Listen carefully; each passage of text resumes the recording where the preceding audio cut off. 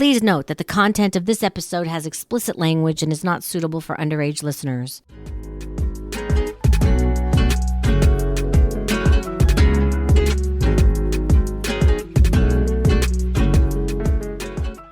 Hi, I'm CJ, and I've been a phone sex operator for 23 years now. Let's get started. I wanted to talk about a few things in this episode. I recently had a caller who I think I've spoken with before. He has an accent, and he doesn't have a really good phone connection. So when I talk to him, or should I say when he calls, it's really hard to hear him. He has an accent, like I said, and it's hard to hear him. And so I'm occasionally saying, "What? I can't hear you." He's trying to tell me what he wants. And I would start talking and he'd say, no, wait. And I'd be like, okay. And he would continue on trying to convey what he wanted. But I get so frustrated. My head is just exploding because all I want is for him to hang up the phone. But I don't want him to hang up the phone because then the call would end and I wouldn't make any money. But it's so frustrating. I just want him to hang up. He ends up being satisfied and happy. I don't know how, because every once in a while, like I said, I'm going, what? Huh? I can't hear you. What? And I'm sure that is not satisfying, but he ends up thanking me and hangs up. So another satisfied customer. Not sure how, but okay. It'd be really nice to know that the connections are good so that we could just have a nice call. But occasionally, when you're dealing with cell phones, it's not always easy. You see, one of the things that really is annoying is you never know what anybody's connection is like. You don't know if it's you or if it's them because we're all talking on cell phones. I'm assuming that. So when someone calls and you have a bad connection, the conundrum is, do you tell them or do you just fake it? And there have been many times where I've said, we have a really bad connection, call me back. And you do run the risk that they won't call you back because they may just call someone else thinking it's my connection, not them. Like I said, it doesn't happen very often, but when it does, it's super frustrating and very annoying. And I just don't want to deal with it. But it's part of what this is all about, trying to make people happy. But if you can't hear them, you can't make them happy. So I kind of do need to let them know. Where I work, you can choose to talk to me or any operator. So they do have an option. It's not like when they call, it's random. So they can choose someone else. It doesn't always have to be me. It's nice that they choose me, but if the connection stinks, what can you do? It's just one of those things. I recently got a call from a man who said we had spoken before, but I don't think we did. I could have checked because there is a place that shows how many times a caller calls, the duration of the call, how much money they've spent, but I didn't bother to look. I'm laying down. He really didn't give me a lot to go on for the role play he wanted. He gave me a very specific but non-specific scenario. He was out in the middle of nowhere and he was going to rent a room in my Airbnb that I lived in, and that was pretty much it. That's all he said. Having that little to go on, I never know what he wants, where he wants it to go, what I'm supposed to say, so it kind of leaves it up to me to make my own story. But you run a risk. If you make up your own story, are they going to tell you what they want or are they just going to hang up? So he starts by knocking on the door of my Airbnb. I open the door. I say, welcome, come in. And he says, thank you. And now we're kind of stuck. I tell him I've got 4 bedrooms. No one's here right now. I'm out of the way in the middle of nowhere for many reasons. One is for people to come and have their privacy. It's away from everything else so they can be discreet if they want. So there are many benefits to renting out this Airbnb. Crickets. I get nothing. I know he's still there, but I don't know if he wants me to be aggressive, submissive, passive, a victim. I have no idea. So I continue on. Would you like me to show you around? Would you like a drink? What can I do for you to make your arrival into my Airbnb more comfortable? He really doesn't say much. And then he says, I saw you had a barn. Can you show me the barn? Absolutely. I take him out to the barn. He says, I would love it if you would milk me. I pause. I think to myself, are you an animal or a person? Am I milking you as a guy or am I milking you as a cow or another animal? I would never assume to think that you're just who you are, a guy. So I think about it for a moment and I start taking off his clothes. And he wants to be milked as a human. He doesn't say it, but he doesn't say he's a cow, so I'm presuming he's a guy. I know this is so strange. He says to me, I would love to see your tits. There we go. I'm a woman. I slowly take off my blouse, take off my bra. He sees my tits. That gets him excited and he comes quickly. He says that was a great fantasy and he looks forward to calling me back again. At the end of the day, it was kind of fun, but it's hard to know in what direction somebody wants to go into.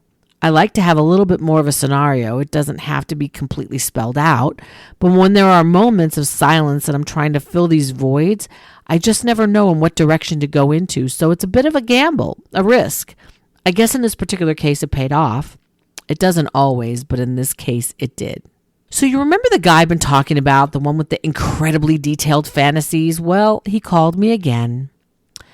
He'll probably come up every time he calls because I find him interesting. I hope you guys kind of do too. I asked him if he was still engaged and he said yes.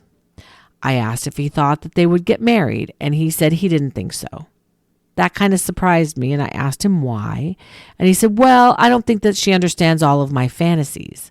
I don't think she likes them. I asked him how he felt about it and he said he was okay. I've said it before, I feel kind of bad for him because I want him to be happy. And I thought that maybe this woman was the one where she was open-minded enough to understand his fantasies and his quirks. But it doesn't seem like it. He did confess that he had not sucked a cock yet. I thought he had, but he had not, and he really wanted to. So I think that certainly would be a deal breaker for her. I think that would be a deal breaker for a lot of women. I don't think she knows that part about him, so I'm sure next time he calls, he will give me an update. I just wish he would find someone and would be happy, male or female. We will see how the saga unfolds. I recently had an interesting night that somewhat had a theme. Here is the first call of the evening. This guy called me and he swore that we had spoken before. You know, this happens quite a bit. Okay, so maybe we have. Oftentimes when someone calls, there's a place where you can put notes as the operator. I don't write notes for everyone. Usually it's just with people who have something specific that they like or want to go back to, or anything where I can just refresh my memory that, oh yeah, that's what that person wanted. So I didn't have any notes for this guy. And to be honest, I don't have notes for a lot of people. But this guy had nothing. So after a couple of minutes, he said, would it be okay if you could snort or squeal like a pig? I said, I will snort like a pig, but I will not squeal. He said, great. So after every sentence, I would snort like a pig, and he just went crazy. He just loved it. He got off on it every single time. It was like his orgasm was getting closer and closer, and he just couldn't believe how great I was at snorting. If people could see me at home when they call, it would be shocking because I was rolling my eyes. I couldn't believe I was doing this, but anything to make the caller happy, to a point, of course. But this was just on another level. It was a pretty long call, and I was pretty tired when it was over. The next call was from a caller I'd spoken about in a previous podcast. He's a gentleman who says that he designed lingerie and panties. I think it was mostly panties, and he wanted me to say, take a hit all the time so he could get high. This time he calls and he says, I have another phrase for you. Feed the piggy. And I thought to myself, this is a pig theme tonight. Okay, so anytime I wanted him to take a hit, he wanted me to say, feed the piggy. He would tell me about this woman that lived in another state that he was very fond of. She might come live there. He wanted to be sure that I understood that he's very into panties, wearing panties, looking at panties, anything panties, that was his thing. And did I remember that was his thing? And what do I remember about it? And he kept testing me and asking me. And his MO was that he would get so mad at me, he would hang up on me. He thought, I'm not doing it right. He would say, you're not doing it right. I'm mad. This particular night, he was in a good mood. And he did not hang up on me. He realized that I remembered him and that I knew what he was talking about. And I remembered his fetish. And he was very pleased with me. And he did not hang up on me. He ended up hanging up, but not on me. He was done with the call. He didn't come or anything. He was just done with the call. That was a pleasant surprise and a fairly pleasant call. He really wants me to know who he is, but he won't tell me. He will say, I played Madison Square Garden in a band before. We sold out the garden. But he won't divulge anything else, like who he is or what band he was in. I've dated this woman and I've dated that woman and I've dated Victoria's Secret models, but I never ask who because he won't tell me. He just wants to tease me and make me think that he's some big hot shot, which he probably is, or isn't. Who knows? I don't know. But what I do know is I'm not going to ask and feed that part of his ego because he's got quite a big ego. About a month later, he calls me up again. He's surprised that I remember him again. But of course, I have copious notes, even though my notes aren't nearly enough based on what he's told me. He tells me some other woman came over and spent the weekend, and he says, I'm going to call her now. So he calls her with me on the phone. I put myself on mute so she cannot hear me. It was a very brief call, and he makes some comment about feeding the piggy, and she says, no feeding the piggy, no. And he says, okay, and hangs up. He wants me to say feed the piggy, and so I do. And he continues to talk about these women and how he's older than they are and how he likes them, and then he gets quiet. And he's never quiet because he's high, and he's rambles on, and he says to me, I want a picture of you right now in your panties. And I say, I don't take pictures other than the ones that I've posted. Well, how do I know it's you? And how do I know that you're not fooling me? And I said, after all this time, you want a new picture of me? I'm sitting in the dark. I'm laying on my couch in the dark. Well, turn the lights on. Put your phone camera on. Take a picture in just your panties. I said, no, I'm not going to do that.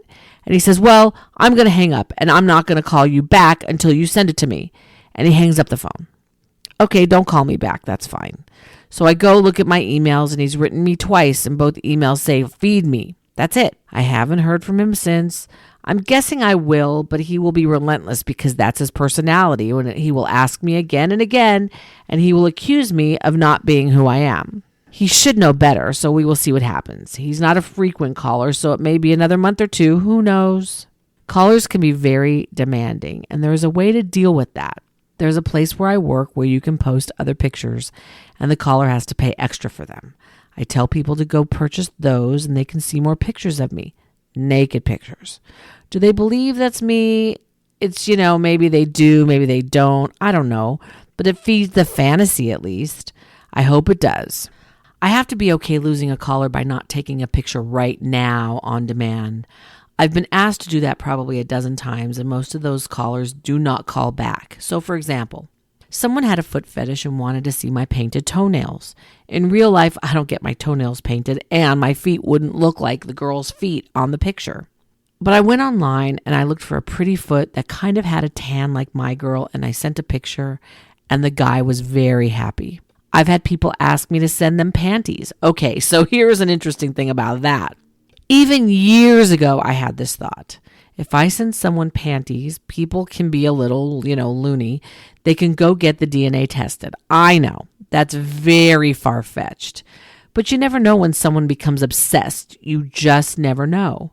No one has to tell me these things. I think about them myself. It's all a matter of protecting myself and being safe. Maybe I watch too much TV. I don't know. But who's going to pay to get some DNA from a pair of panties? Probably no one, or maybe 1 in a million. But I need to protect myself from that 1 in a million. So you don't get any panties from me. You don't get to check my DNA. And that's the end of that. You don't get live pictures of me. You just don't get anything like that at all. Alrighty. So the question of the week is, I'm going to exaggerate this a little bit, but do you tell everyone what your second job is? Do you just walk around telling people what you do? I think that's a little silly. So the answer to that is no. However, I do have a little explanation about it. If I'm with some people that I know, and like, for example, someone says, how is your podcast going? I'll answer, it's doing good. There might be someone in the vicinity with an earshot around this group that doesn't know what I do, and they'll ask me, what do you do? What kind of podcast do you have? I could say, well, I'd rather not say, right? I mean, I could just ignore them or say, I'd rather not talk about it. Or I could tell them. Now, why wouldn't I tell them? Like I said before many times, I'm not ashamed. I've told you that. I'm not embarrassed. I've also told you before, I don't care who knows what I do, and that'll be in the next podcast. But if someone asks me, I'll tell them. I don't go shout it off the rooftops, but I'll tell them. So I don't go around screaming it and telling anyone, hi, guess what I do? But I don't hide it either. I know that some people might be uncomfortable being around me when I'm explaining to someone what I do, but I always preface it by saying I do have a good day job. I just do this as a second job. And occasionally someone will say, and I think I might have brought this up before, don't you make enough money from your day job? I think that's a little presumptuous. However, I do fine on my day job, and to be honest, it's really nobody's business why I'm doing it, unless they want to ask me a bunch of questions. But to presume they know why I do it, that can be frustrating. And do it meaning my second job, not the podcast. The podcast is completely separate. But the answer to the question is I don't, but I would tell anybody who asked. And if they didn't ask, I would tell them anyway. I don't look like the type, if there's a stereotype. I don't even know what the stereotype is, but I don't look like the type of person who would do this. So it's really fun to watch someone's face and have their mouth agape going, wow, you do that? So I kind of get amused from it a little bit. That's kind of like the sick part of my brain. I think it's fun. And the podcast is just extra. It's like, wow, not only do you do phone sex, but you're doing a podcast about phone sex. That just blows people's mind because I'm busy. You know, I have a day job. I have this job. I have a podcast. So I'm a really busy person, and the topic is interesting to some anyway.